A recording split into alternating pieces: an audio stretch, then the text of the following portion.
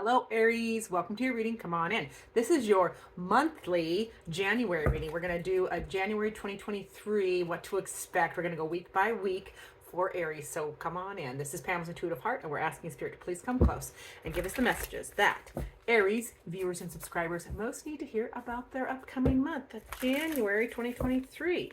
We've got a fresh new month to look into. I know I'm a couple days behind, but been doing a lot of traveling, so I'm catching up. So let's see. Let's dive in for Aries to see what is going on. The general energy, overall energy, is the Three of Cups for this month. That is get-togethers. That is, getting together with friends and family and celebrating, having a good time. It is definitely. It's also a time of creativity and discovery. So discovering who your friends are, discovering what you love to do with those friends. I kind of liken that energy for you. And we're going to dive into a little more. So in that first week, this week, the one we're in right now, we have the Four of Pentacles. And I want to see the challenge. Okay, so the Four of Pentacles is just that stable energy in home, health, and wealth. It's just handled, and you're stable, and you're holding on to things that you hold on to what you need, and you let go of the rest. Love that. However, there is a challenge. The challenge for it is the Hanged Man or the Hanged One, and that is some kind of a delay or needing to surrender something. I feel like we might have to clarify that one a little bit more. Let me coffee and contemplate. I just made it and I want to drink it hot, so you can grab a cup too and drink with me. So yeah, that energy this first week is, I think it's holding on to, and some of this could be holding on to something a little too tight, and that is causing the delay. That's why the delay is here, is something you're holding on too tightly to in the 3D can be causing some kind of delay and a need to look at things from a different perspective. So we're going to go with that. The first week feels it's a little muddy to me too. So in the second week, next week, ooh, I love this next week. Next week is the Empress. That is something nurturing. You're really nurturing and growing something. Something is being birthed. It's in a big way. I mean, the Empress is all about the nurturing and caring and loving energy. And now the obstacle or challenge is, ooh, you got to stick up for yourself. That's the Seven of Torches or the Seven of Wands. So using your experience, the challenge is, sticking up for yourself. So whatever you want to nurture, it feels like this is a tangible thing, something you want to grow, nurture, a project, something you want to do. It feels like it's coming from this first week where there's that something you're holding on to too tightly, and there's some kind of delay. It's coming into the second week, it feels like, because you want to nurture and grow this, but the obstacle is you really have to stick up for yourself. You have to use your experience and your wisdom to stick up for your position, okay? Like that. Now it's starting to make sense as we go through. So third week we have, oh my goodness, everybody wants the major arcanas this week, or this month. So in the third week we have the World, or excuse me, the Star, which the Star is staying connected to your hopes and dreams long term, like, making big plans, and, it's all beautiful. It's a beautiful, beautiful energy card. Hopefully y'all don't mind me drinking my coffee while it's hot. All right, now the challenge to that is, ooh, the Crown of Cups. So that is the Queen of Cups, Crown of Cups. And that can be, emotions, not seeing things from, so your emotions can be the challenge for this long term. So whatever this feels like, a decision, like there's some kind of decision, and it really feels this is all flowing together. Like starts here with this thing that you're wanting to hold on to, or you're holding on to tightly. And so yeah, but long term, you're staying connected to, that dream or that hope or that wish in a beautiful way. The only thing kind of, your emotions can be, an obstacle or a challenge to that at this time. And that's okay. Emotions. Now this Queen of Cups, she's also, she sees things from all perspectives. So maybe you're being, you got to be a little, don't be myopic is what that would be. Like, don't be focused so much on one thing that you don't see the forest for the trees. Okay. That feels like that's pretty in that week. Now the last week, ooh, we have an emotional block. We have the Eight of Cups. So this is either an emotional block or walking away emotionally from something that's just empty. If it doesn't have anything for you anymore, you learn that you just walk away from it. So whether it's a block or a walk away emotionally, the challenge to it is a new path. So yeah, it's hard to start again. Now that's a big challenge because it's the Fool card. Now the challenge to that is, just having faith, because walking away, if this is an emotional block, this is going to be prudent. If it's a walking away from an emotionally empty situation, it is prudent, because the challenge being, just trust and have faith that it's all going to work out great, because it's the Fool card. The Fool card is that fabulous new journey, that fabulous new perspective. It's leaping before you look, and it is filled with faith and joy and folly, without the overthinking and the over worrying and the heaviness of emotions. So that's why it's in the challenge position. But it also feels very positive, because it feels positive, even though it's challenging. Excuse me, some of you are not voicing. It feels like, now my voice has been fine all day, all day recording, and I'm getting froggy right there. So are you not speaking your truth, my friend Aries?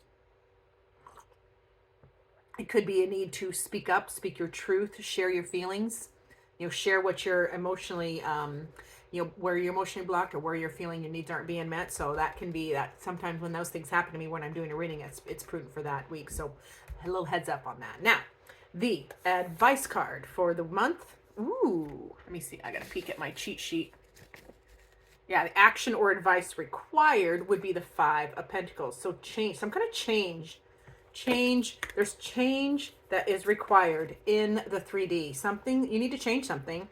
We are going to clarify, because there's a feeling there of being left out, a feeling of lack. So yeah, you definitely want to change that up, because our thoughts our thoughts are, it's magic, as a person thinketh, so are they.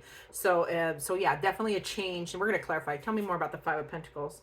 Yeah, so this change in the 3D change, you got to change something. Change how you're dealing with that feeling of lack, or feeling isolated, okay, feeling left out, and start a passionate new. You want to start this passionate new. You want to do the thing. I can't remember what the thing is. Oh, it's like barely on the tip of my tongue, and it'll come if it's relevant. Just remember to use the shopping cart method, my Aries viewers and subscribers. Take what you need and leave the rest. So that change that's required is, you got to start. That's what it is. You got to start a passionate new, like, get fired up, Aries. You're a fire sign. Get fired up and trust your passions to start again. It's a stop and start over, and there is so much wisdom in the stop and start over. It's one of my favorite things in the horse world, equestrian world, is the power of learning to just stop. If things get hairy, if the horse doesn't understand, if you don't understand, if you're getting frustrated, if anything isn't beautiful, like a beautiful two-step dance, just stop and start over. That is all. It's not that hard. Just stop and start over. So it feels very much like what that is. There is even in your passion, when you're passionate about something, just learn to stop and start over to get a change from that feeling of left out or lack. Yeah, got to end the worry, end the stress. Stop. The Ten of Swords is a done. So stopping feeling, changing how you feel about lack, changing how you're feeling about feeling left out. So yeah, just stop that.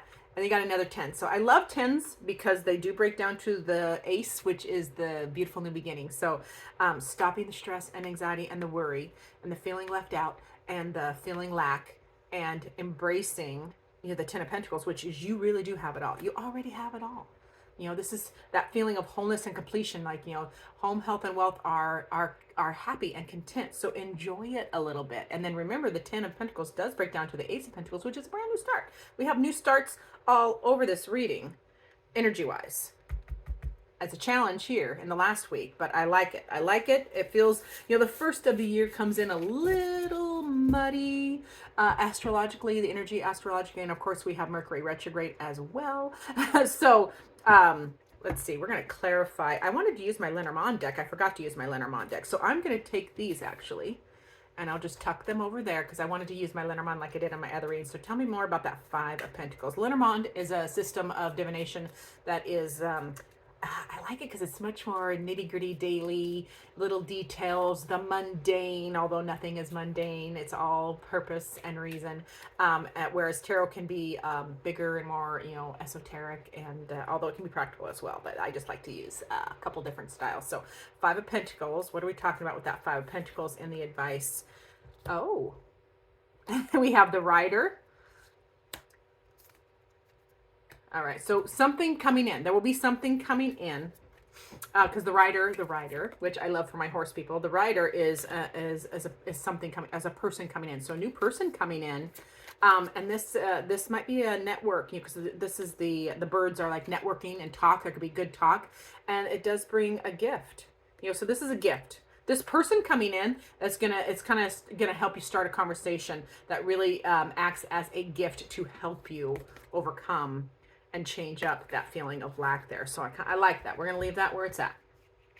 And then let's see what your beautiful heart needs, my beautiful Aries. So for Aries spirit, what does their heart need in January? Ooh, that came out fast. Acceptance is the key to inner peace. Really, as accepting things as they are instead of as you want them to be. There's no point trying to change that which is beyond your control.